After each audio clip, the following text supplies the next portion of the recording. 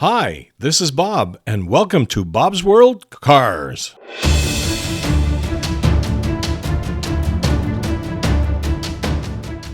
Today we are visiting the Savoy Museum in Cartersville, Georgia, just off I-75 between Chattanooga and Atlanta. The Savoy Museum's aim is to connect people to the cultural diversity of the automobile. The museum found its name during the clearing of the property when a rusted, abandoned 1954 Plymouth Savoy was discovered and preserved. The late Frank Bergman designed the museum and described it as European modern. He also designed sister museums Booth and Tellus.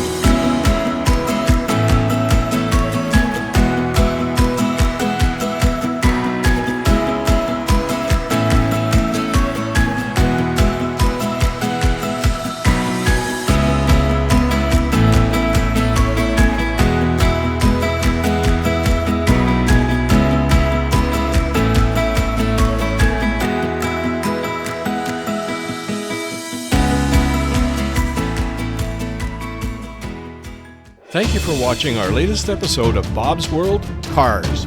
Please click on the like and subscribe buttons to view more adventures.